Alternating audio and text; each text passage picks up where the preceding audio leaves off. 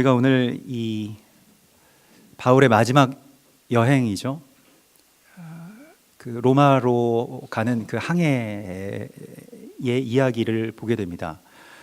우리가 무슨 모비딕이나 뭐 노인과 바다나 이러한 그 항해나 바다에서의 그런 그 아주 고된 일들을 간접적으로 이렇게 그 보아도 너무나도 힘겹고 또 파도가 치고 물결이 일렁이는 그런 그 바다라고 하는 것을 좀 짐작하기도 좀 그 어려운 그런 이 육지에 살고 있습니다만은 오늘 이 2주간의 이 바울의 이 항해의 여정은 참으로 많은 어떤 그 이 하나님의 메시지를 우리 가운데 그렇게 전해줍니다. 특별히 오늘 우리가 이제 오늘 저녁부터 이제 시작되는 이 오순절의 절기와도 이게 연결되는 그러한 말씀입니다. 사실 바울이 이게 그 배를 타고 여행을 하는 중이 아니라 그 로마 군인에 의해서 잡혀서 그 이제 이 원형 경기장 가운데에 던져지는 그 처형의 길을 이제 가게 되는 그러한 그 여정을 지금 떠나고 있는 것입니다. 그 바울은 이제 죄수의 신분이었고요. 그러나 바울의 동역자들이 같이 그를 이제 그와 함께하면서 지키면서 이제 같이 이 여정을 함께 하게 됩니다. 그래서 우리가라고 하는 그런 표현이 나오죠. 그리고 거기에 율리오라고 하는 아구스토 대의 백부장이 있습니다. 이 아구스토 대라고 하는 것은 그냥 일반적인 이 점령 주둔지의 그런 백부장과는 좀 차원이 다른 군인을 말하는 겁니다. 이 아구스토 대라고 하는 것은 황제 친위대를 말하는 것이고요. 로마의 황제가 그 자기 통치를 강력하게 하기 위해서는 무엇을 해야 되냐면 각 지역마다 정말 이 혈액과 같이 그 자기의 어떤 이 명령이 그렇게 이 하달되고 또 거기에서 있는 보고가 상달되는 그 이 통신이 굉장히 중요한데 그 일을 감당하는 그 황제의 직속 부대가 바로 아구스토 대였다라고 이렇게 전해집니다. 그러니까 굉장히 엘리트 군인이죠. 황제와 이제 대면에서 볼 수 있는 그러한 그 군인이기 때문에 특별히 이름도 여기 율리오라고 하는 그러한 그 이름이 쓰여져 있습니다. 이제 그 율리오가 이 사도 바울을 이끌고 가는데 시기가 그렇게 좋지는 않았던 것 같습니다. 그래서 금식하는 절기가 막 지난 그런 시점이었다라고 전해지는데 이 금식하는 절기라고 하는 것은 이 대속죄일, 그 대속죄일이 가장 대표적인 금식 절기입니다. 그래서 대속죄일이 지난 시점이라고 그렇게 보통 일반적으로 이렇게 생각을 합니다. 대속죄일은 당시에 뭐 지금도 한 10월 그 중순경입니다만 당시에 한 10월 5일 정도 됐다고 합니다. 그러니까 이 기간이 지나고 10월 중순에서 11월 그 사이에 일어난 일이라고 할 수가 있겠습니다. 그래서 겨울을 앞두고 있기 때문에 계절이 변화되는 그런 시기에는 우리도 뭐 환절기에 그 기후가 불안정한 것과 같이 이 지역도 마찬가지였던 것 같습니다. 그래서 그 겨울을 앞두고 있기 때문에 그 겨울이 되기 전에 겨울이 되면 풍랑이 너무 많이 불어서 이제 더 이상 항해를 할 수가 없기 때문에 겨울이 되기 전에 어떻게든지 어느 지점까지 지금 가려고 했습니다. 또 군인이 타고 있기 때문에 물론 이 배는 군함은 아니고 상선이고 당시 이제 로마 제국과 계약이 되어 있는 로마 군인들이 보호를 해주고 해적으로부터 보호를 해주고 또 편의적으로 이게 이용을 하는 그런 배였습니다. 그래서 이걸 이제 타고 가는 것입니다. 그런데 이제 사도 바울은 그런 말을 합니다. 지금 이 시기가 너무 좋지 않고 이 배를 타고 가면 분명히 지금 출발하면 굉장히 위험을 겪게 될 것입니다. 이런 말을 합니다. 그런데 백부장이 듣지 않았더라. 그리고 선장과 이 선주의 말을 더 믿었더라. 이렇게 오늘 성경의 말씀을 하고 있습니다. 사실은 뭐 이것이 우리가 이제 성경적으로 그냥 영적으로 이렇게 해석을 하면 어떻게 바울을 통해서 하나님께서 말씀하시는 그 말씀을 들어야지 이 세상의 말을 듣냐 뭐 이렇게 말을 할 수 있겠습니다만은 상식적으로 생각하자면 그저 이 백부장은 정말 지극히 상식의 목소리를 따른 것이죠. 그렇지 않겠습니까? 자기는 백부장이고요. 또 바울은 죄수입니다. 호송하는 죄수가 지금 날씨가 안 좋아서 좀 가면 별로 이렇게 배 컨디션이 좋을 것 같지 않은데 가지 마시죠. 이렇게 하면 누가 듣겠습니까? 안 듣는 게 사실 당연한 것이죠. 오늘 성경은 우리 가운데 이 백부장이 이 항해 가운데서 정말로 누구의 말을 들어야 될지를 결정할 때에 우리도 오늘날에 어떤 뭐 선장, 선주 같은 그 전문가들의 의견을 경청하고 그것을 따르기를 더 원하는지도 모르겠습니다. 또는 뭐 오늘날에 우리가 하나님의 음성을 듣고 하나님의 말씀대로 뭔가를 순종한다라고 했을 때 조금 이제 미심쩍게 느끼게 되는 그러한 경향들이 있어요. 그러니까 왜 이 일들을 하십니까? 라고 이렇게 뭐 질문을 받았을 때 하나님께서 그렇게 말씀하셨고 또 그렇게 저에게 확신을 주셨기 때문에 이 일들을 합니다라고 하면 뭐 본인은 하나님과 그렇게 그 관계 안에서 그렇게 하는지는 모르겠습니다만은 그 믿음이 통용되는 것은 아니죠. 그래서 오늘날에는 점점 뭔가 그 권위라고 하는 것을 상식과 또 이성과 과학과 분석에 많이 의존합니다. 뭐 고대에 이러한 일들을 담당하는 전문가 그룹들은 주로 종교적인 어떤 사제들이었습니다. 실제로 제사장도 우림과 둠밈으로 그러한 기도로 하나님께 묻기도 했고요. 또 그런데 보통 백성들이 하나님께 나와서 이런 것을 물을 수 있는 게 그렇게 장치가 많지가 않았습니다. 그래서 이제 찾아가는 곳이 뭐 산당이나 혹은 뭐 바알 제사 드리는 곳이나 아세라 제사 드리는 곳에 가면 물어보면 대답을 잘 해줬다는 거예요. 그리고 당시 전문가들이 대답을 해줬다는 겁니다. 오늘날 우리가 이제 미신이라고 생각하는 뭐 이렇게 점치는 그 당시에 어떤 그 점치는 사람들이 뭐 고대에는 굉장히 뛰어난 엘리트 그룹들인 것을 우리가 보게 되죠. 물론 뭐 그렇지 않은 경우도 있지만 대부분의 경우에는 굉장히 많은 어떤 그 기록들을 근거로 해서 점을 치는 것을 보게 됩니다. 그냥 이렇게 점을 치는 게 아니고요. 당시에 유행했던 이런 점이 이 유목민족이기 때문에 이 양이나 염소의 배를 갈라서 이제 내장을 꺼내지 않습니까? 꺼내서 이렇게 펼쳐 놓아서 그 모양이 무엇이 보이면 거기에 대해서 이제 이야기를 해주는 겁니다. 그런 점인데 그런데 그냥 뭐 이야기할 수는 없는 거 아닙니까? 그러니까 그 당시에 이 점술가들 말하자면 그 우상 숭배의 사제들이 기록해 놓은 그 기록들을 보면 아주 수대에 걸쳐서 오늘은 무슨 일이 있었다. 뭐 무슨 일이 있었는데 말하자면 뭐 돼지가 뭐 어딘가 무슨 뭐 우물에 빠졌는데 뭐 벼락이 쳤다. 그때 뭐 누구는 뭐 이렇게 말했다. 뭐 이런 거를 그냥 다 일어나서 기록해 놓는 것이죠. 그리고 그게 차곡차곡 쌓이면 거기에서 어떤 뭐 패턴들이 이제 발견이 되고 그걸 이제 정리해 놓은 것을 무슨 비결이다, 무슨 뭐 점술집이다, 뭐 이렇게 되는 것이어서 어느 정도 신빙성이 있다는 겁니다. 그러니까 사람들이 점점 거기에다 그 신뢰를 하게 되죠. 뭐 오늘날의 이 과학이라고 하는 것도 마찬가지 아닙니까? 지금까지 우리가 알고 있는 사실, 지금까지 밝혀진, 뭐 지금까지 어떻게 보면 검증된 그런 이야기들인데 사실은 그것은 절대적인 진리가 아닙니다. 그게 점점 새로운 것이 더해지거나 기존의 것이 무너지거나 이렇게 되어가고 있죠.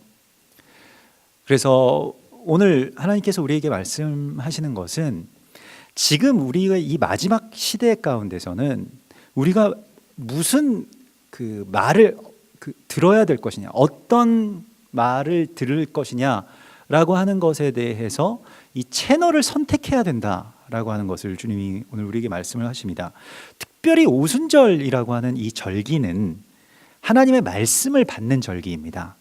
오순절에 시내산에서 모세를 통해서 하나님께서 토라를 주십니다. 이 율법, 이 율법의 두 돌판과 함께 이 토라를 다 주시는 것을 우리가 보게 되는데요.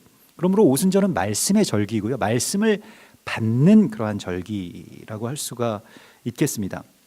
마지막 때가 되면 이 아모스서 8장 11절에 보면 보라 날이 이를지라, 이건 마지막 때가 됐다라고 하는 것인데요. 내가 기근을 땅에 보내리니 양식이 없어 주림이 아니요 물이 없어 가람이 아니요 여호와의 말씀을 듣지 못한 기갈이라. 하나님의 말씀을 듣지 못하는 그 기근이 오게 된다는 거예요. 사람이 이 바다에서 저 바다까지, 북쪽에서 동쪽까지 비틀거리며 여호와의 말씀을 구하려고 돌아다녀도 얻지 못하리니 그날의 아름다운 처녀와 젊은 남자가 다 갈하여 쓰러지리라, 이렇게 되어 있습니다. 오늘날에도 이 말씀의 기갈 가운데 우리가 살아가고 있고요. 실제로 그 교회도 하나님의 이 말씀의 양식을 먹지 못하고 온갖 무슨 세상의 풍조와 교훈과 무슨 뭐 다른 어떤 뭐 심리학과 뭐 인문학과 이런 것들로 인해서 그냥 말씀은 뭐 어떻게 보면 그냥 걸어놓은 하나의 어떤 구호처럼 들리고 나머지는 다 우리가 이 세상을 어떻게 처세할 것인가 라고 하는 것으로 그렇게 가게 된다면 교회도 이 기갈 가운데 점점 쇠하여 갈 것이다 라고 아모스서에서 분명히 우리 가운데 경고하고 있습니다. 그러므로 우리는 이 말씀을 듣고 또 말씀을 내 귀로 택할 수 있게 해달라고 주님께 기도해야 됩니다. 이것이 이제 오순절의 우리의 기도의 이 방향입니다. 마태복음 13장에 보면 이 하나님 나라의 세 비유가 나오죠. 그 가운데서 그 첫 번째, 세 가지 비유 가운데서 첫 번째 비유가 무엇이냐면 어떤 사람이 이제 뭐 소작을 했던 것 같아요. 밭을 빌려서 이제 경작을 하다가 밭을 경작하고 이렇게 확 팠는데 거기에 보화가 있었다는 겁니다. 그래서 그 보화를 보고 나서 다시 그 보화를 이제 묻죠. 가만히 묻고 그리고 주변을 살핀 이후에 집으로 갑니다. 그래서 집에 있는 모든 전 재산들을 다 끌어모아서 그 작은 밭을 사는 이야기, 그게 천국의 이야기다 라고 하나님이 말씀을 하십니다. 말씀이라고 하는 것도 이 대가를 지불하고 그것을 사는 것인데, 그런데 이 말씀은 다른 것들보다 마치 밭에 감추어진 그 보화와 같아서 말씀이라고 하는 것이 우리 가운데 들어오면 그것이 너무너무 귀한 보물과도 같이 그 가치가 이 밭의 값보다 훨씬 더 나간다는 겁니다. 사실은 말씀을 받기 위해서는 우리가 지불해야 될 대가가 있습니다. 시간도 지불해야 되고요, 정성도 지불해야 되고요, 여기에 공부도 해야 되겠죠. 이것을 듣기 위해서는 삶의 많은 것들을 포기하고 멈추어야 됩니다. 우리가 실제로 여러분 우리 지난 한 주 동안을 한번 돌이켜서 생각을 해보면 말씀의 보화를 캐내기 위해서 멈춰설 수 있는 시간이 우리 가운데 있었던가, 이런 거 한번 생각을 해봐야 합니다. 크게 쓸모 있는 일에 우리의 시간을 다 쏟은 것 같지 않은데 오히려 말씀이라고 하는 이 보화를 캐내고 사내는데 무언가 내가 대가를 지불하고 멈춰서고 애를 쓰고 한 것이 별로 없었다는 것입니다. 하나님께서 이 오순절에 우리를 주님 말씀 앞으로 인도해 주시는데 시내산으로 너희가 올라와라 이렇게 말씀을 하시는 것은 우리가 이제 일상의 모든 일들을 멈추고 주님 앞으로 나아가는 이 결단이 있어야만 말씀이 우리 가운데 들어오게 됩니다. 근데 이게 막 뭐 달려가면서도 들을 수 있고 뭐 누워서도 들을 수 있고 뭐 화장실에서도 뭐 신문 보듯이 말씀을 읽을 수도 있겠죠. 그러나 말씀은 살아있는 하나님 당신 자체이시기 때문에, 그리스도 예수와 자체이시기 때문에 말씀이라고 하는 것에 대해서 우리가 더 이 보화를 찾아내고 살 수 있게 해달라고 주님께 구해야 됩니다. 그래서 그 두 번째 비유가 천국 비유의 두 번째 비유가 진주 장사 비유 아닙니까? 진주 장사가 진주를 골똘히 보다가 이게 진주 장사니까 진주를 많이 받겠죠. 골똘히 보다가 아, 이 진주는 정말 정말 대박이다. 이걸 깨달은 것이죠. 그래서 자기 집에 있는 모든 가산을 다 팔아서 그 진주 하나를 사는 이야기가 바로 하나님 나라의 이야기라고 말씀을 하고 있습니다. 그 가치를 아는 자만이 그런 일을 할 수가 있는 거예요. 사실은 어떻게 보면 이 조그마한 이 진주 이 알을 전 재산을 주고 받고 이것을 그 가치를 진주의 가치를 모르는 사람들에게는 이거 아무것도 아닌 것이 됩니다. 그러나 그 진주를 아는 그 진주 장사에게는 이것이 이 재산을 다 주고 사도 훨씬 더 남는 장사라고 하는 것을 알게 되는 것이죠. 그러므로 말씀이 꼭 이와 같은 것입니다. 보기에는 사람들이 보기에는 별로 그렇게 흠모할 만한 것이 별로 없고 뭐 그렇게 말씀을 오늘날 시대에 이 말씀이 뭐 밥 먹여주냐 뭐 이렇게 되는 것인데 그런데 그 말씀의 가치를 발견하게 되는 것 그것이 하나님 나라에 대해서 우리가 열리는 일이라고 주님 말씀을 하십니다. 그러므로 우리 눈이 열려서 이 말씀의 가치에 대해서 알 수 있게 해달라고 주님께 기도해야 합니다. 또한 이것은 좀 오랜 시간이 필요합니다. 말씀의 가치를 우리가 알기 위해서는 계속해서 보아야 하는 것이죠. 그 뭐 견물생심이라고 하는 것이 뭘 계속 보면 마음이 생긴다라고 하는 것 아니겠습니까? 우리가 그 시각에 이 종속되어 있는 사람들이기 때문에 그러할 것인데 부정적인 의미에서의 견물생심은 그 뭐 우리가 피해야 될 일이겠습니다만은 말씀을 계속 보면요, 말씀을 계속 만나고 그것이 우리 눈에 열리게 되면 어느 순간 그것이 이제 확 들어오게 되는 때가 있습니다. 이건 일종의 어떤 양이 또 굉장히 중요합니다. 그래서 유대인들 말씀 교육을 하는 것을 보면 우리가 예전에 이 유교 문화에서 그 자녀들을 교육하는 것과 거의 비슷합니다. 거의 흡사한데 아무것도 가르치지 않습니다. 그리고 계속 사서와 삼경을 외우게 하죠. 훈장님한테 이게 회초리 맞아가면서 이걸 계속 외우고 나면 그 다음에 어른입니다. 장가도 가고요. 또 사람들과 논쟁도 하고요. 또 서신들을 그때는 이제 뭐 먼데 있는 권위자들과 이렇게 서신을 이게 그 왕래하면서 이렇게 교우하고 토론하고 뭐 이렇게 하죠. 마찬가지로 유대인들도 성년이 되기 전에 이 토라 모세 오경을 이제 외우게 하지 않습니까? 그걸로 교육이 그냥 끝나는 거예요. 거기에 모든 걸 다 투자해서 그 아이들이 그걸 이제 그 외운다라고 하는 것이 우리는 이제 외우는 것에 대해서 모르겠습니다. 요즘에는 어떤지 모르겠는데 저희 때만 해도 이게 무식한 암기식 교육을 우리는 이제 지향해야 된다라고 하면서 뭘 이렇게 원리를 알려주고 막 이러는데 그게 사실은 효과가 별로 없습니다. 오늘날 이 대학생들과 예전에 아주 무식한 암기 교육 또 뭐 훈장 교육까지 받은 이 대학생들을 보면 비교해 보면 알 수 있습니다. 좀 우리가 자존심 상하는 이야기일 수도 있겠는데 지금 대학생들이 예전에 그 아주 뭐 후진적인 교육을 받았다라고 하는 분들의 이 논문들, 이 과학 분야를 제외하고서는요, 그 인문학이나 철학이나 신학 쪽의 논문들을 보면 이 학부 논문들인데 어마어마한 어마어마한 질을 자랑하는 그런 논문들이 쏟아져 나옵니다. 정말 깜짝 놀라는데요. 지금도 인문학의 권위자들 그 학부 졸업 논문들을 보면 이게 같은 나이대 동시대 같은 나이대에 이 아이들이 맞나 이렇게 생각이 될 정도로 차이가 많이 집니다. 지금 뭐 알바하면서 막 이게 문자 보내면서 뭐 게임하면서 이게 바빠가지고 논문을 쓸 만한 어떤 여력이 없죠. 졸업할 때 거의 대학생들 논문을 안 쓰는 걸로 알고 있는데 뭐 하도 이제 막 여기서 베껴가지고 이렇게 그냥 내니까 요즘에는 아예 그냥 쓰지 말아라 뭐 이렇게 되고 뭐 토익 성적 정도 제출하고 이렇게 많은 경우도 많이 있는데 이 외운다라고 하는 것이 이 양으로서 굉장히 중요한 것이고 그렇게 되면 뭐가 이제 그 열리게 된다는 것이죠. 이게 어려우니까 뭐 다른 것들을 많이 이야기를 합니다만은 지금도 늦지 않았습니다. 나는 뭐 지금 기억이 이제 가물가물해서 뭐 외우는 것을 뭐 예전에는 잘 외워졌는데 지금은 뭐 내 전화번호도 기억을 못 하시는 분들도 있을 겁니다. 갑자기 저도 물어보면 잘 모르겠더라고요.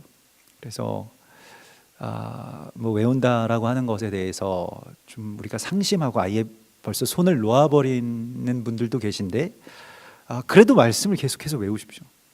외운다라고 하는 것은 뭐 내가 암기력이 좋아서 외우는 게 아닙니다. 지금 한 말을 조금 있다가 또 하면 됩니다. 지금 이 말을요 조금 있다가 또 하면 됩니다. 계속하면 이게 외워지는 것이거든요. 이렇게 외운다라고 하는 것을 자꾸 이게 머리로 우리가 생각을 하니까 그런데 몸이 외우는 것이지 머리가 외우게 하면 잘 외워지지가 않거든요. 머리는 나중에 이제 뒤따라가는 겁니다.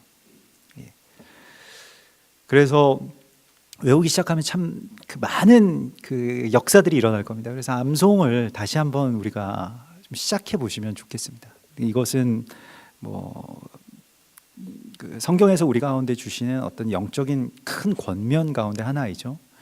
자녀들을 교육할 때에도 이것을 하면 좋겠는데 자녀는 너무 바빠가지고 뭐 쓸데없는 일들을 너무 많이 해가지고요. 그게 굉장히 큰 일인 것처럼 이야기를 하고 뭘 한다, 뭐 학원에서 뭘 한다, 뭐 학교에서 뭘 한다, 뭐 이렇게 이야기를 하는데 사실은 그 하나님의 이 말씀의 본질을 찾는 것이 가장 귀한 일이라고 하는 것을 깨달으면 하나님의 나라가 열린다는 거예요. 그래서 이게 뭐 세 가지 비유 가운데 이 마지막 비유가 무엇이냐면 어떤 사람이 물고기를 잡으려고 그물을 던져서 많이 물고기를 낚았는데 그런데 그냥 우리 물고기 낚으면 끝 아닙니까? 근데 그렇게 마치지 않고 물고기를 낚은 사람은 어떻게 하는지를 보고 있습니다. 물고기를 낚은 사람이 그 그물을 이제 뭇에다가 펼쳐놓고 무슨 하면 좋은 물고기와 버려야 될 물고기 혹은 놔줘야 될 물고기를 분류한다는 겁니다. 말씀도 마찬가지이고요. 하나님의 나라의 이 이야기들도 마찬가지인데 이제 많은 정보들과 많은 말씀들이 막 선포됩니다. 특별히 거짓 교사들의 이 기술이 점점 더 발전하고 있고요. 그리고 이전에 나에게 주셨던 말씀이지만 지금은 아닌 말씀도 있고요.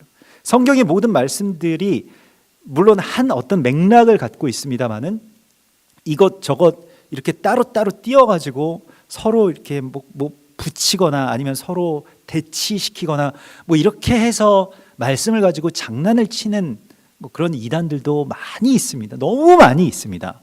그러하기 때문에 말씀에 대하여서 이 분별의 영을 갖게 해달라고 우리가 주님께 기도해야 됩니다. 말세에는 미혹하는 영이 막 뛰어다니기 때문에요. 이 분별은 내가 공부 많이 한다고 해서 분별되는 게 아닙니다. 이단 믿는 사람들 보면 똑똑한 분들이 더 많습니다. 이단에 여러분들 안 가보셔서 그렇겠습니다만은 일단 막상 가보면 그곳에 우리보다 상태가 더 좋은 것 같아요. 그분들이 뭐 예전에 무슨 이렇게 뭐 가끔씩 무슨 뭐 취재한다 뭐 한다 해서 가끔씩 만나는 그런 그 이단 분들을 보면 열심도 더 있고요. 생활도 더 잘하는 것 같고요. 말씀에 대해서 열정도 더 있는 것 같고 맨날 뭐 말씀 공부를 하니까요. 그러나 마지막 때에 이 말씀에 대한 분별이라고 하는 것의 절대 주권은 주께 있는 것이죠. 어떤 권위자에게도 없습니다. 어떤 신학자에게도 없는 것이죠. 신학이라고 하는 것도 무슨 바르트니 뭐 누구니 해서 뭐 불트만이니 뭐 여러 가지 그런 그 신학들을 신학교에서 배우지만은 그러나 그 신학자들이 규정해 놓은 그 하나님 그게 하나님의 세계의 전부가 아닌 것이죠. 근데 아주 굉장히 깊은 어떤 세계가 있습니다. 그 바다에 또 빠지면 나오기가 점점 힘들더라고요. 평생을 빠져서 이렇게 그 바다에서 이렇게 계신 분들을 보통 이제 학자라고 하는 겁니다. 물론 그 일을 꼭 사명을 가지고 해야 되는 부분도 있습니다만은 다만 그것이 전부가 아니라고 하는 것을 우리가 알아야 된다라고 하는 것이죠. 그러므로 주님 안에서 우리가 분별의 영을 달라고 기도해야 됩니다. 말세에 이 이 모든 것들을 우리가 어떻게 깨달을 수 있습니까? 이걸 다 물어보고 검증하고 이렇게 할 수 있을까요? 그 대적은 속이는 기술이 점점 늘어나서 아예 우리가 검증을 못하도록 만들 겁니다.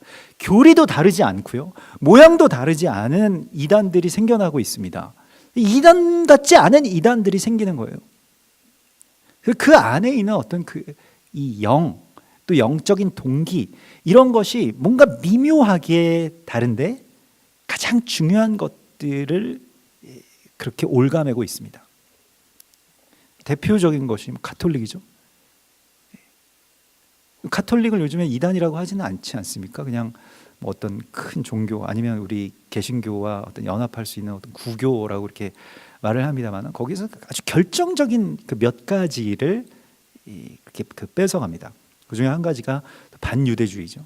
이스라엘과 이방의 교회가 연합되는 것만은 막자. 다른 거 다 괜찮다.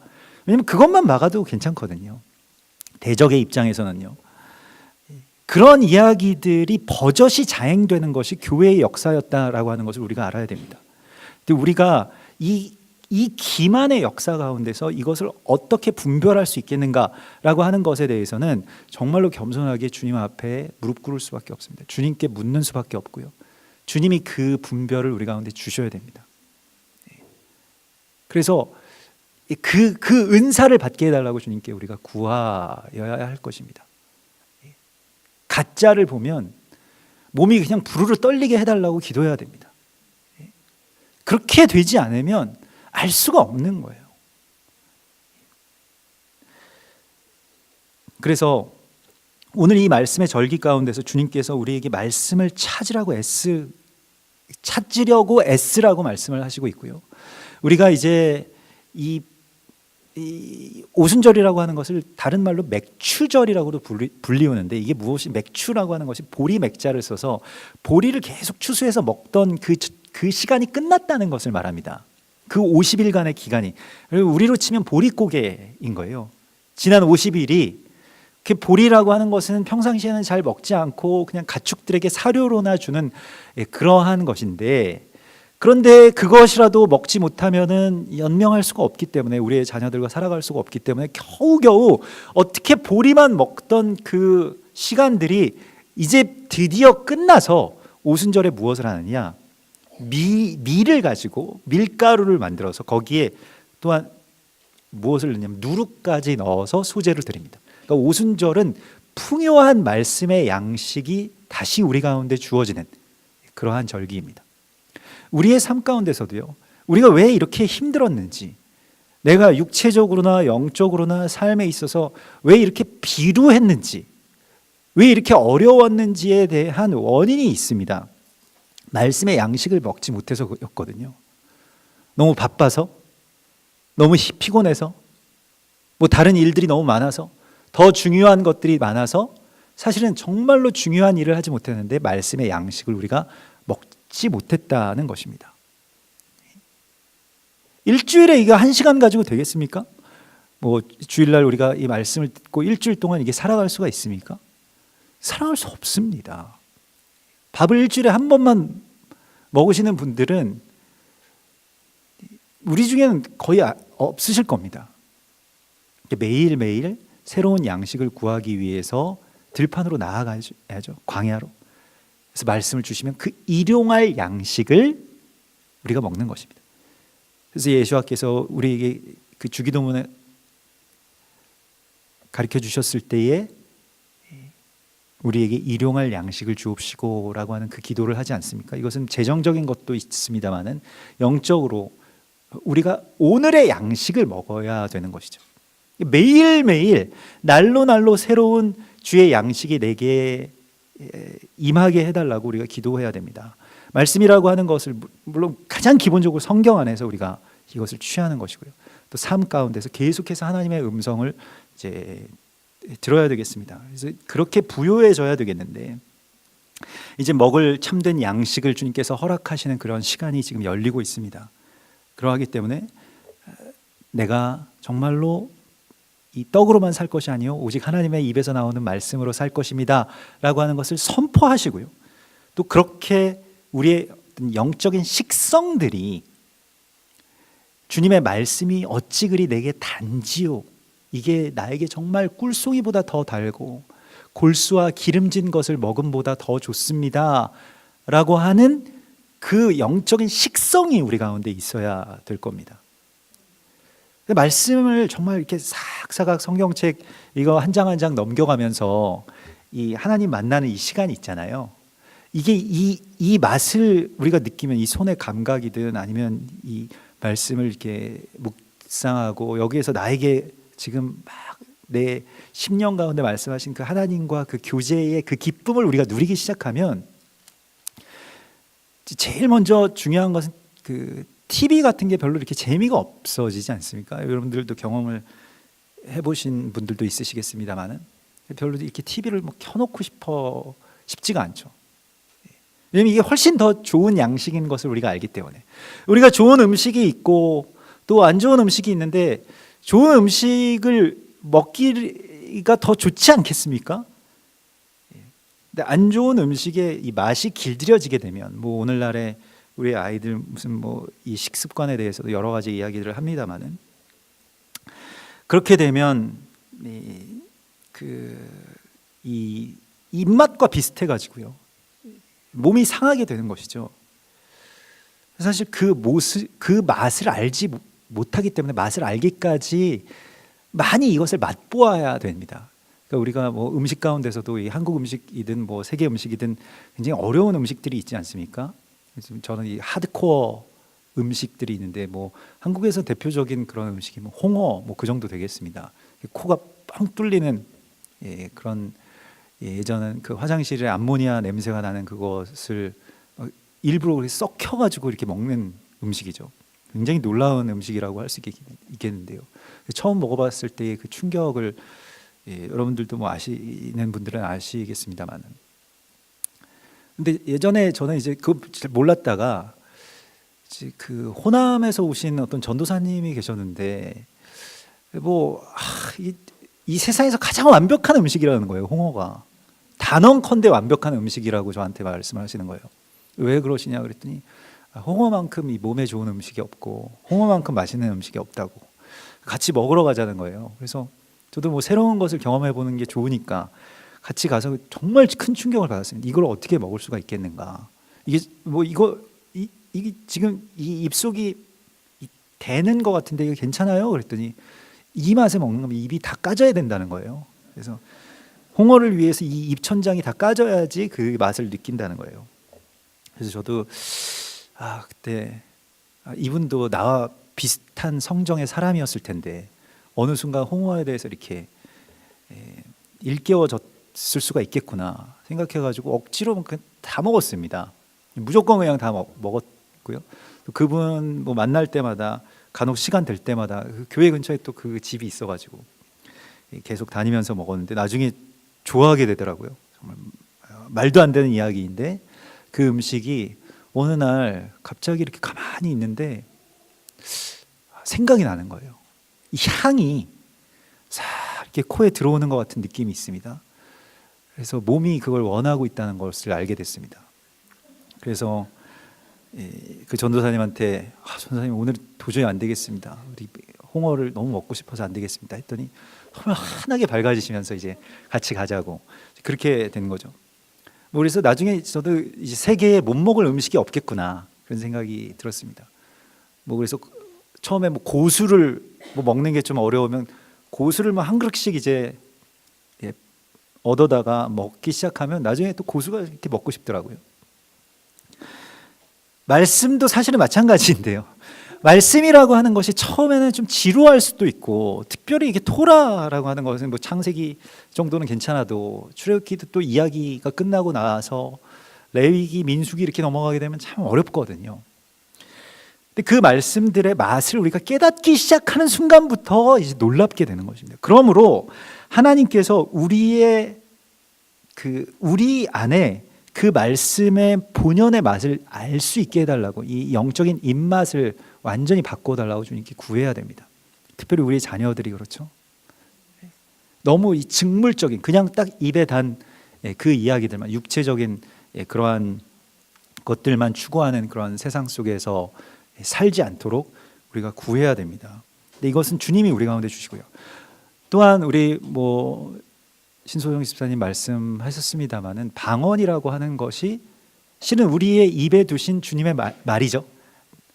예레미야에서 내 말을 내 입에 두노라라고 말씀하시는 것처럼 이 구약에서 이스라엘 백성들은 시내 산에서 토라를 받았다라고 한다면 신약에서 그리스도 예수와의 교회는 다락방에서 방언을 받습니다. 같은 이야기입니다. 방언이라고 하는 것이 처음에 그 방언이 주어졌을 때, 오늘날의 방언은 더 다양하게 나타납니다만 그 당시의 방언은 무엇이었습니까? 하나님의 말씀이 각 나라의 말로 번역된 게 방언이었잖아요. 그러니까 자동 번역이죠. 번역의 그 기적이 일어난 것이지 않습니까? 그 나라 말을 알지 못하는 사람들이 그 나라 말로 하나님 나라의 말씀을, 하나님의 말씀을 선포하고 있다라고 하는 것이, 이게 방언이었습니다. 방언이라고 하는 것은 하나님이 우리의 입에 두신 당신의 말씀이고, 대부분의 방언들도 그래서 통변에 보면 말씀을 떠나지 않습니다. 말씀을 선포하고 있고요, 시편의 말씀을 선포하고 있고요, 하나님 경배하고 또 그 말씀을 확정하고 선포하는 그 일들로 우리가 이 방언을 하는데, 오늘날에는 이제 알아들을 수 없는 말을 한다라고 하는 것이, 우리가 말이라고 하는 것을 내 통제 밖에 있으면 되게 이거 공포스럽게 생각하는 경우도 있고 이걸 꺼려하는 경우도 있습니다. 그래서 제가 방언하는 것에 대해서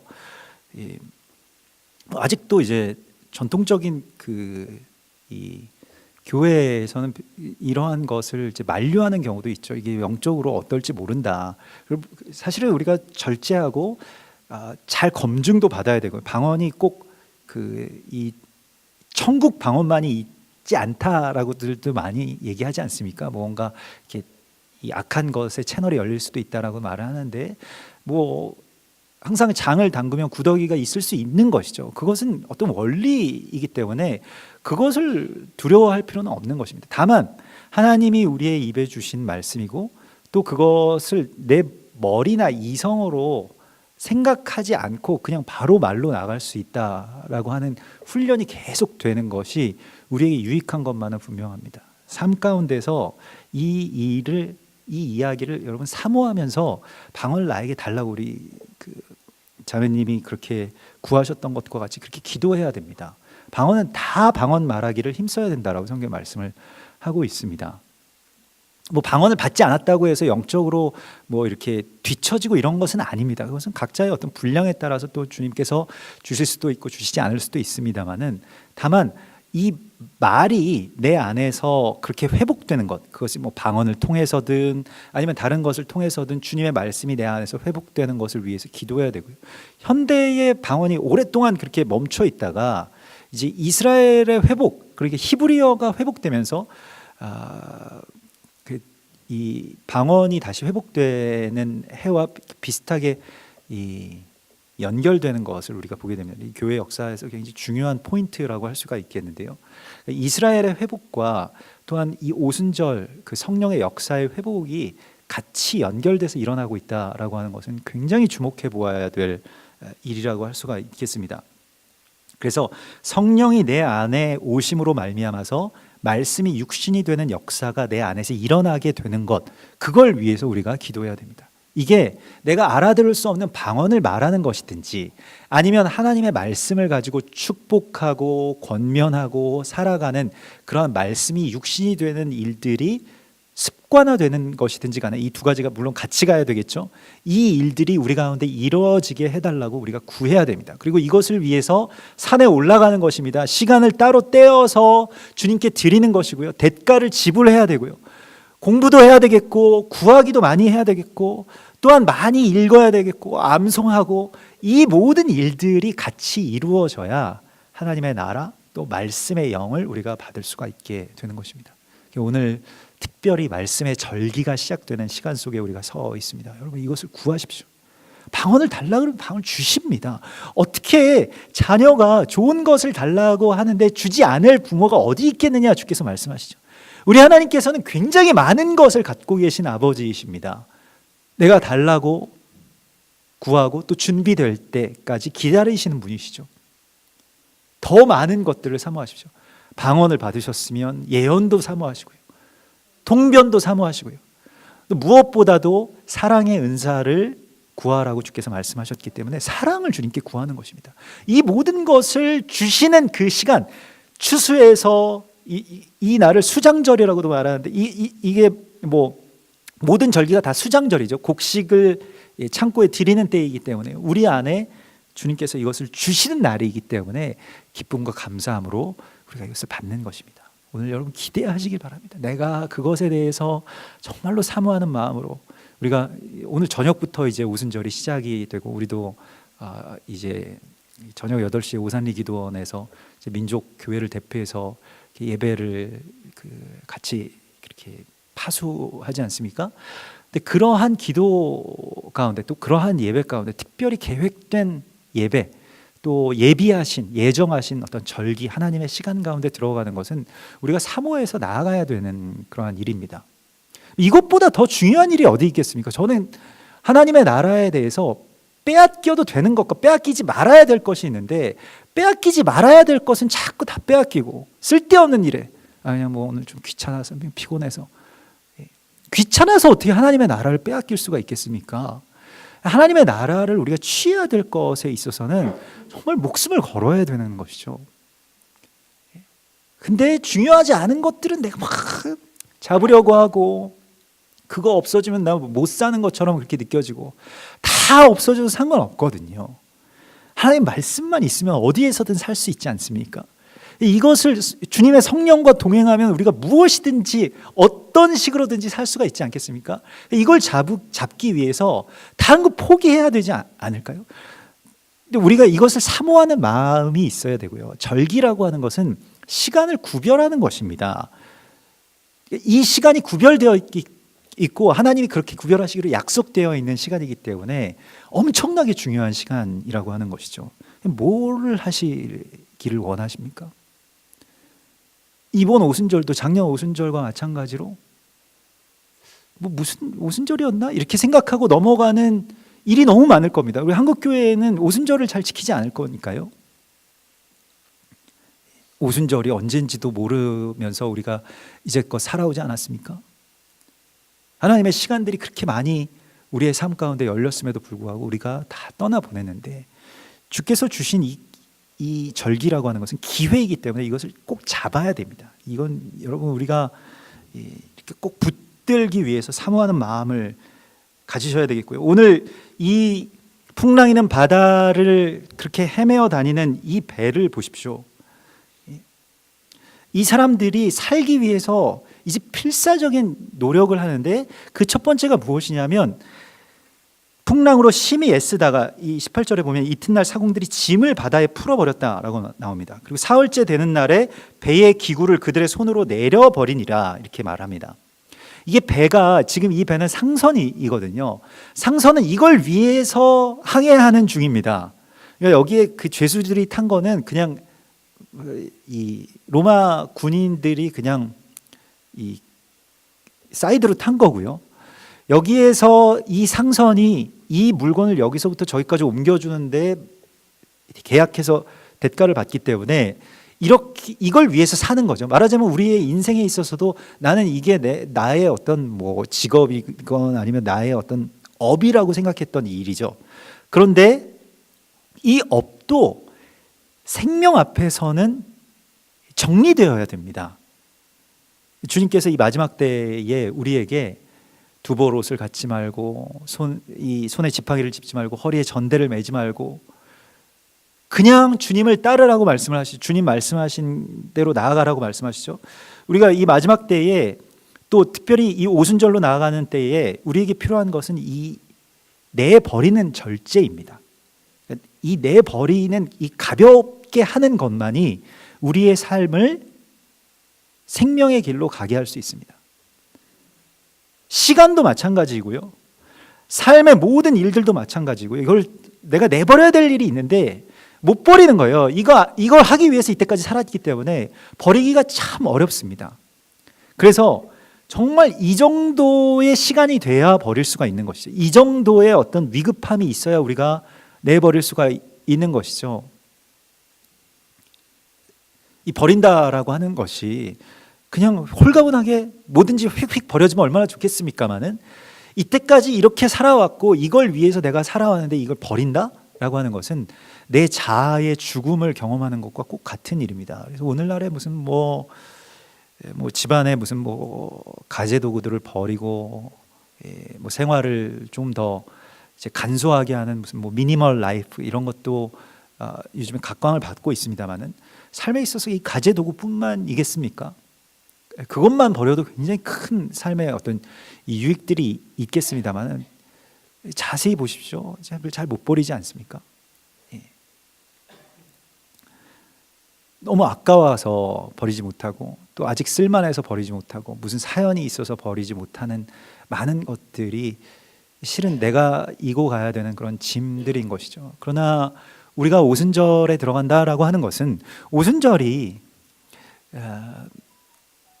기본적으로 오순절이라고 하는 것은 그 메시아와의 결혼 예식과 같은 것입니다. 그러니까 오순절 예배는 꼭 결혼 예배와 그 같은 모양으로 진행이 됩니다. 유대인들 결혼 예식을 보면 그 보통 밤에 많이 하죠. 밤 9시 정도, 그러니까 한 8시부터 시작해서 한 새벽 3시까지 이제 결혼식이 있습니다.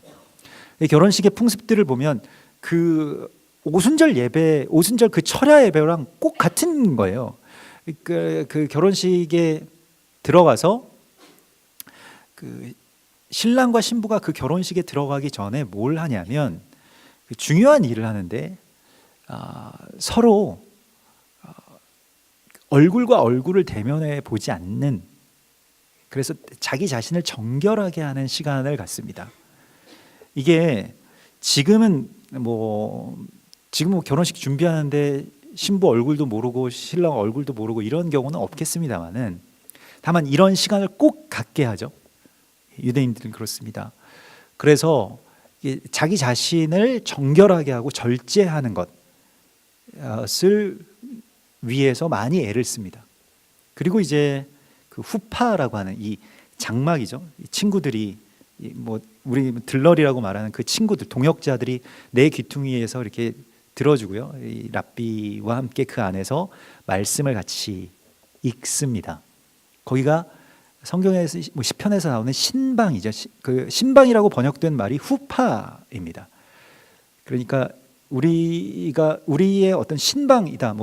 신혼 무슨 첫날 무슨 신방이다. 이렇게 하면 우리는 어디 신혼여행을 가거나 무슨 어디에 가거나 이런 것을 하겠습니다만은 유대인들에게 있어서의 첫 번째의 날, 신혼의 첫 번째의 방은 어디에서 시작되느냐? 말씀을 선포하는 방에서 시작이 됩니다. 그래서 또 계약을 체결하고요. 부부의 관계가 이제 맺어지는 그러한 날이라고 할 수 있겠습니다. 그러면 부부의 관계가 맺어지게 될 때 중요한 것은 내가 이전에 다른 모든 어떤 생각들, 다른 짐들 다 내버리고 와야죠.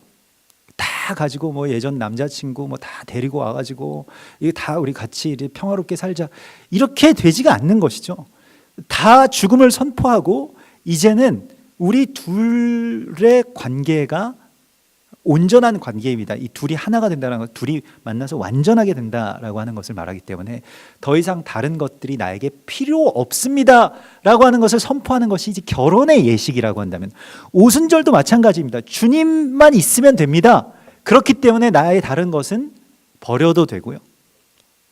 버린다는 표현이 좀 그러면은 누군가에게 주는 것, 그러니까 누군가에게 베푸는 것이 더 좋겠죠. 그래서 내게 너무 많이 있는 것들, 주님 외에 특별히 주님의 자리를 차지하고 있었던 것들은 아까워서 못 버립니다. 쓰잘데기 없는 건 버리죠. 우리가 청소하고 쓰레기는 왜 못 버리겠습니까? 나도 갖기 싫은 물건은 사실 남도 갖기 싫거든요. 그러나 정말 내가 이거 주님이라고 생각할 정도로 너무너무 귀하게 여기는 것들을 이제 못 버리기 때문에 그러한데, 오늘 이 풍랑이 있는 바다에서 이 살기 위해서는 주님께서 다 모든 것들을 버리라고 말씀을 하시고 있습니다. 삶을 더 단순화시켜야 되고요. 믿음의 여정이라고 하는 것은 정말로 뺄셈의 여정이라고 할 수가 있겠습니다. 이게 우리가 6월절부터 지금 오순절까지 오면서 오멜 계수라고 하는 걸 합니다. 오멜, 이 곡식단을 베어서 주님께 드리는 것인데요. 이게 다 절제와 관계가 있는 것입니다. 내가 이 버려야 될 것, 베어내야 될 게 50다발이 넘는다는 거예요. 내 삶 가운데. 너무 많은 베어낼 것들이 우리의 삶 가운데 있을 겁니다. 오늘까지 우리가 주의 제단 가운데 베어서 드려야 될 것이 있다는 겁니다. 뭘 끊지 않으면 성령의 자리를 내어드릴 수가 없는 거예요.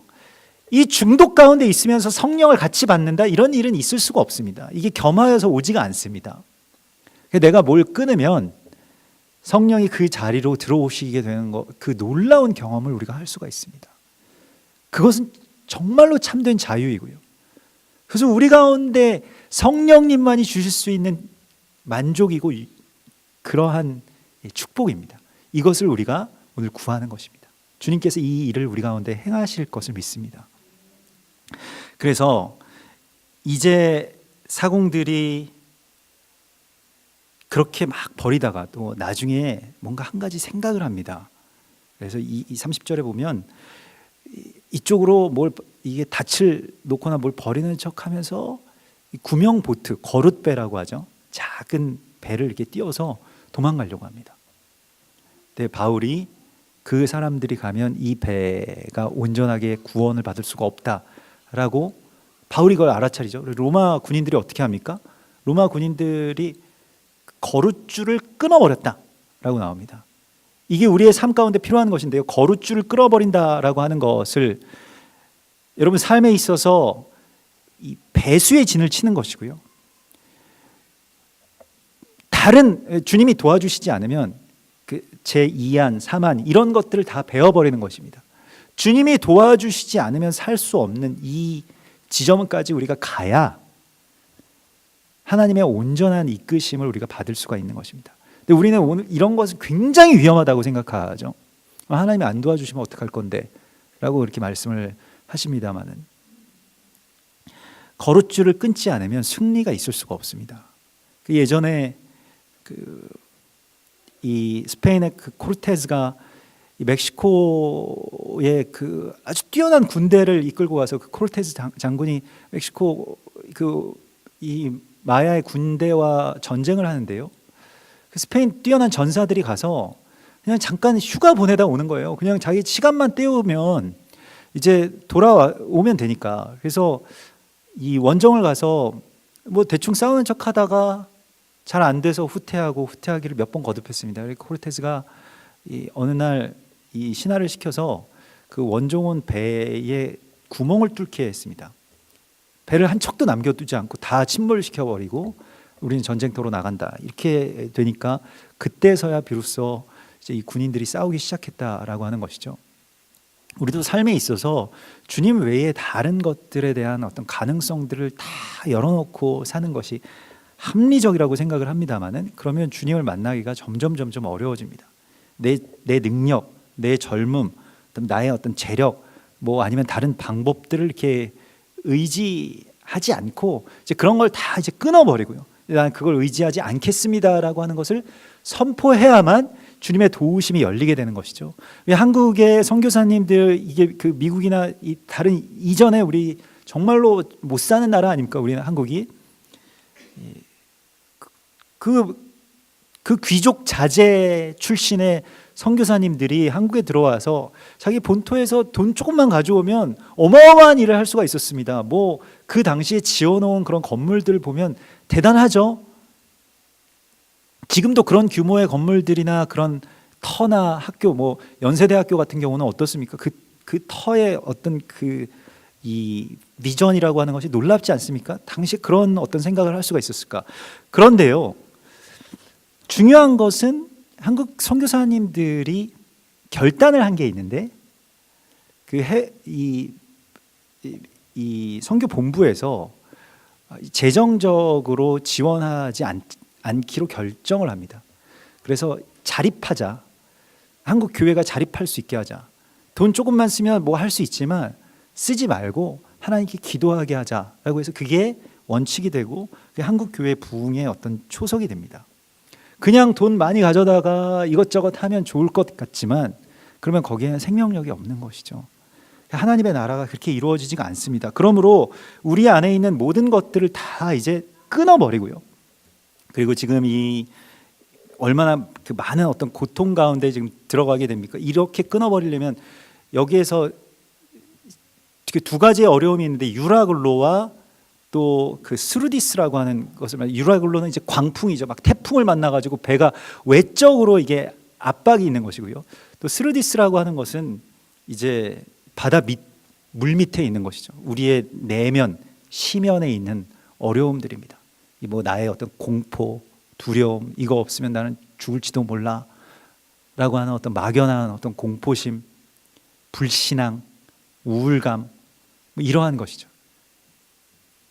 그래서 이것이 안팎으로 이 스루디스와 이 유라굴로라고 하는 이 어려움들이 안팎으로 이렇게 몰아치고 사면 초가가 되어서 이쪽으로 가면 이게 부서지고 저쪽으로 가면 저게 완전히 다 결박돼 있고, 이런 상황이 지금 우리 가운데 오는데, 실은 이 상황이 하나님을 만나기에 가장 좋은 상황입니다.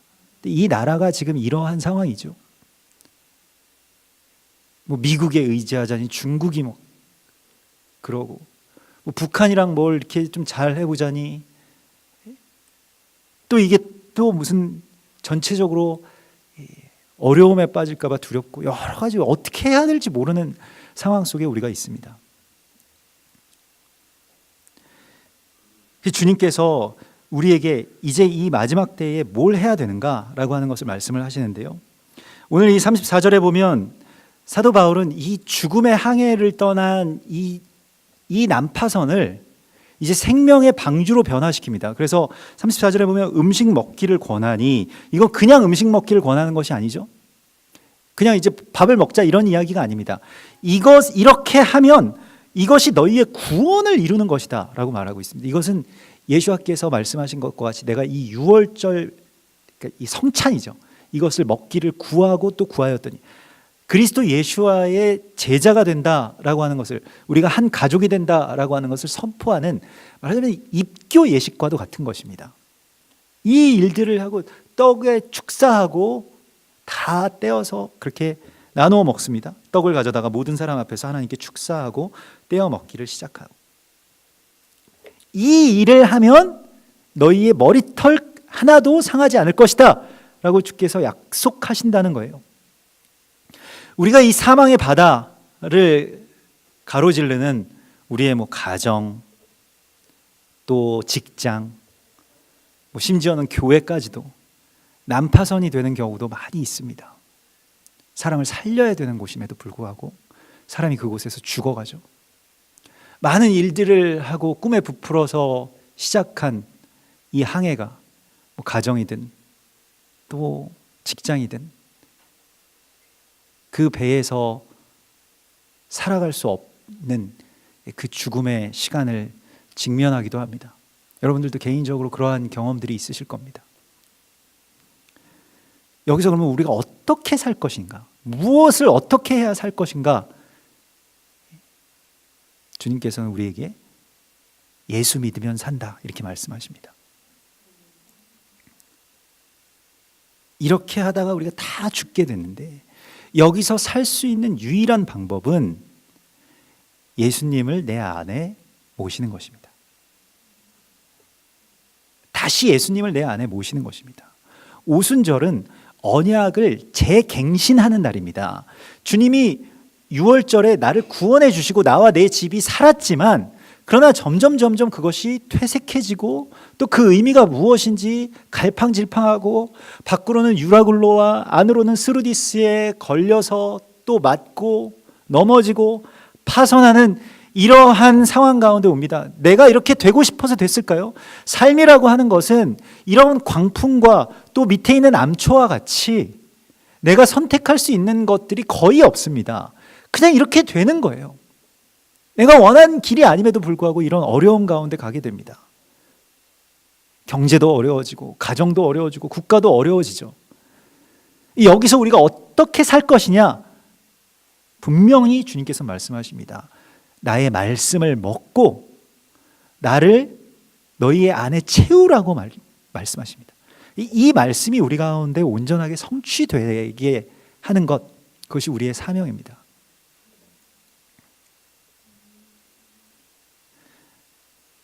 우리가 지난주에도 우리 임채영 집사님, 박민희 집사님 그 상을 당하셨습니다마는, 상이라고 장례식이라고 하는 것이 사실은 그냥 죽음을 슬퍼하는 그런 시간이 되기 쉽죠. 그냥 사망의 그러한 그 장막 가운데 가족들이 둘러 앉아서 향 피우고 또 문상 받고 이것으로 그냥 끝날 수도 있겠습니다마는, 그러나 우리 가정의 우리 성도분들이 이것이 생명의 이야기, 이 죽음이 생명의 이야기로 변화될 수 있음에 대해서 또 기대하시고 기도하시고, 또 거기에서 우리가 영정 사진 놓기 전에, 그러니까 막 장례식 절차가 시작되기 전에 어떻게 먼저 막 그 교회 성도분들이랑 어떻게 보면 쳐들어가듯이 쳐들어가가지고 가족분들 이 향 피우시기 전에 이렇게 앉혀놓고 같이 말씀으로 또 찬송으로 이제 예배하기 시작했습니다. 그러니까 그 장례식에 참석해 하신 분들도 다 느끼셨겠습니다만은, 가족분들이 예수 안 믿으시는 분들이 많으셨음에도 불구하고 예배로 시작해서 예배로 끝나는 그런 장례식이 됐고요. 또 천국의 소망을 품고 또 복음이 제시되고, 또 그 죽음의 슬픔이 아니라 부활의 그런 소망으로 이렇게 영적인 분위기가 바뀌는 것을 우리가 경험을 하게 됐습니다. 마치 오늘 이 죽음의 난파선이 다시 새로운 생명의 어떤 교회처럼 되는 것을 우리가 목도하는 것처럼, 우리도 지금 이 시간 속에서 이 포기하고 싶은 이 마지막 순간 가운데서 하나님께서 이루실 이 위대한 영적인 반전을 소망하라고 말씀을 하십니다. 가정도 마찬가지고요. 직장이나 이 나라도 주님께서 그렇게 뒤바꿔 주실 날이 온 것입니다. 이것이 주님의 시간이 열리는 때에 우리가 가져야 될 소망입니다. 너무 어려운 시간일지 몰라도, 그러나 하나님께서는 우리에게 반드시 이러한 승리를 베푸시겠다고 약속하십니다. 이렇게 되었을 때 어떻게 됐습니까? 여기서 군인들은 이제 풍랑이 다 일어서 막 정말 배가 이제 난파하게 되고 사람들이 막 뛰어내리려고 하니까, 이 죄수들을 놓아주면 도망가면 우리가 죽으니까 죄수를 그럼 다 죽입시다, 이렇게 되는데, 여기서 율리오, 백부장 율리오가 결단을 합니다. 살려주자. 그래서 다 같이 살자, 이렇게 되는 것이죠. 우리가 이 땅에 지금 이 기로에 서서 우리가 다 죽을 수도 있고 또 다 살 수도 있는 이 기로에 있습니다. 성령이 우리 가운데 임하시면, 전에 이렇게 살기로 서로 막 죽이려고 했던 자들이 이제 오늘 이 말씀 속에서는 서로 신뢰하게 되죠. 전에 원수되었던 자들이 성령 안에서 서로 믿을 수 있는 자들로 변화됩니다. 이것은 우리가 그 사람을 믿는 것이 아니라 하나님을 신뢰하기 때문에 일어날 수 있는 회복의 역사입니다. 성령이 우리 가운데 임하시면 원수됨이 회복됩니다. 우리가 원수 되기 싫은데 원수가 된 관계가 얼마나 많이 있습니까? 남과 북이 그렇죠. 어쩌면 자녀와 부모의 관계가 원수처럼 되어버리는 경우도 있죠. 부부의 관계도 마찬가지고요. 직장에서나 교회에서나 정말로 하나님께서 하나 되기에 힘쓰라고 말씀하신 사람들과 우리가 신뢰할 수 없어서, 또 사단이 심어놓은 그 미움과 증오의 그런 감정들 때문에 서로를 베고, 그래서 저 사람을 베어야 내가 살 수 있다라고 하는 이 살기 등등한 이 세상을 만들어 놓지 않았습니까? 근데 이것이 다시 뒤집어지고 이 사망과 살기의 역사가 생명의 역사로 변화되는 그 일들을 주님이 오늘 우리에게 일으키실 것입니다. 이것을 우리가 소망하는 것입니다. 우리의 모든 분쟁이 그치고 또 모든 살기와 모든 무기들이 다 거두어지고 우리가 같이 주님 약속의 바다를 향해서 뛰어들고, 이것은 일종의 모험이죠. 이제 배에서 뛰어내려야 되는 그러한 시간이 되었습니다. 이전에 타고 있었던 배에서 뛰어내려야 되는 시간이 또한 우리 가운데 올 겁니다. 그러면 그때에 주님을 의지해서 뛰어들고, 그리고 머리칼 하나도 상하지 않게 해주시는 하나님의 인도하심을 우리가 알게 될 것입니다. 주님의 이 거룩한 오순절의 은혜가 우리 가운데 임했음을 주의 이름으로 선포합니다. 우리 같이 기도하겠습니다. 주님 감사합니다. 우리 마지막 때에 특별히 주께서 올해의 이 오순절로 우리를 세워주시고 주님의 시간 가운데로 올라오라고 말씀하여 주셨사오니 우리가 사모하는 마음으로 또 결혼식장으로 나아가는 신부처럼 기대하는 마음으로 나아갑니다. 또한 우리의 삶 가운데 분주하고 또 버려야 될 것들, 또 우상의 것들을 담아놓았던 모든 기구들을 다 버리게 하여 주시고 오직 주님만으로 만족할 수 있고 주님만으로 완성될 수 있는 그러한 삶과 시간 가운데로 들어가게 하여 주시옵소서. 다시 오실 예수와 메시아의 이름으로 감사하며 기도드리옵나이다. 아멘.